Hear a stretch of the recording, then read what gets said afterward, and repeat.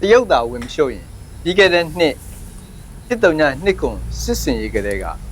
ဒေါ်လာရေးတက်တွေနေပြည်တော်ကိုဝိုင်းထားနိုင်ခဲ့လောက်ပြီလို့ခံမှန်းတာတွေရှိခဲ့ပါတယ်ဆိုလိုတာကမြို့ဒေါ်လာရေးအနိုင်ဘက်ကိုတိတ်နေမှာပေါ့လို့ထင်ကြတယ်အားလုံးသိတဲ့အတိုင်းမြောက်ပိုင်းမဟာမိတ်အဖွဲ့၃ဘွဲ့ဖြစ်တဲ့ MNDAA TNLA AA အပြင်သူတို့နဲ့ဒေါ်လာရေးမဟာမိတ်အဖွဲ့တွေရဲ့2024နှစ်ခွန်ဒုတိယလိုင်းစစ်စင်ရေးအောင်မြင်မှုပါကြောက်ခမန်းလေးလေးပါပဲတမိုင်းမှာတော့မရှိခဲ့ပါကျွန်တော်တို့ပြည်သူအများစုဟာအတော်အားတက်ပြီးစိတ်ကူးတွေရင်ခဲ့ကြပါတယ် PDF တက်တွေအပါအဝင်ရောက်ပိုင်းအဖွဲ့တွေဥဆောင်တဲ့မဟာမိတ်တက်တွေကဒီမျိုးနဲ့မန္တလေးကိုပါသိမ်းနိုင်တော့မယ်ဆိုတော့စိတ်လှုပ်ရှားမှုတွေအတော်ဖြစ်ခဲ့ကြပါမန္တလေးကြရင်တော့စစ်ကောင်စီရဲ့အာဏာပိုးချက်မှဖြစ်တဲ့နေပြည်တော်အဝိုင်းခံရပြီလို့စိတ်ကူးထဲမှာပျော်ခဲ့ကြပါတယ်အဲ့လိုစိတ်ကူးရင်လို့ရအောင်နှစ်ခွန်ဒုတိယလိုင်းမှာစစ်ရေးရကြည့်မယ်ဆိုစစ်တပ်ကရှုံးနေပါစစ်တပ်ကတိုက်ရကြစိတ်တက်ကြလက်နဲ့ချဖြစ်နေပြီ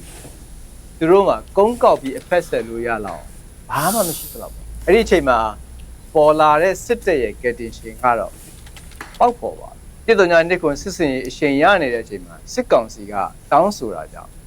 ရုပ်ကဒေါ်လာရေးအဖွဲ့တွေကိုဖိအားပေးပြီးပြည့်ရက်ဆွေးနွေးရေးတွေလုပ်ခိုင်းခဲ့ပါတယ်။ဒါရှိုးကျသွားပြီးတဲ့နောက်ဒေါ်လာရေးအဖွဲ့တွေပေါ်ရုပ်ရဲ့ဖိအားပေးအနိုင်ကျင့်မှုကဟိုစိုးတဲ့ဆိုတော့မနိုင်ငံရေးမှာစစ်တပ်ကအရေးကြီးဆုံးလို့ပြောပြီးစစ်တပ်နဲ့အပြစ်မရရင်ဖြက်လေးပြက်လုပ်မယ်ဆိုပြီး2024ဩဂုတ်ကနေစပြီးချင်းချောက်ခဲ့ပါအဲ့ဒီဖိအားတွေကြောင့် MNDAA ကိုကန်အဖွဲ့က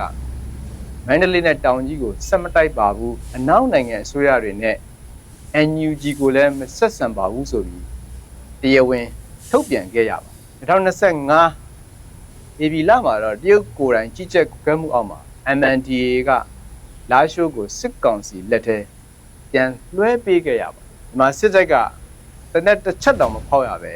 လာရှိုးကိုပြန်ရသွားခဲ့ပါဒီတရုတ်ကတော်တော်လေးကိုဝင်ရှုံးတာတကယ်လို့ဒီတရုတ်ကဝင်မရှုံးခဲ့ဘူးဆိုလို့ရှိရင်အခုဆိုလို့ရှိရင်ဒေါ်လာရဲ့ပြီးခါတော့တော်တော်လေးနေတော့လာပြီအဲ့တော့မာလာဒီတော့အကျက်တိဖြစ်နေကြအရှင်မှာတော့ကစ်တရှင်ကတော့တရုတ်ပေါ့နော်ရှိကျပင်ပေါ့အကောင်တွေကဒေါ်လာရဲ့တက်ဖွဲ့တွေကိုဖေးအောင်ပေးလိုက်ဟိုအမှန်တွေတို့ကနေပြီးတော့အကျက်တိကြားကနေပြီးတော့လက်နဲ့ရှားတာပေါ့အဲ့ဒီအရှင်မှာအဲ့ဒါကြောင့်မလို့အခုလောက်လေးကြာနေတာပေါ့ဖုန်းလို့ရှိရင်ဒီအရှင်ဆိုလို့ရှိရင်တော်တော်လေးကိုပွေးကပြီးနေလောက်ပြီဒီတရုတ်ကမြန်မာနိုင်ငံတနိုင်ငံတည်းကိုခြေလည်နေတာမဟုတ်ဘူးဒါမြန်မာနိုင်ငံနဲ့ပိုတာပေါ့နော်တခြားနိုင်ငံတွေဆိုလို့ရှိရင်ရစရာကိုမရှိဘူးဒီလင်္ကာနိုင်ငံတို့ဘင်္ဂလားဒေ့ရှ်တို့ဆိုလို့ရှိရင်အဲ့လိုတရုတ်လက်အောက်ခံပဲ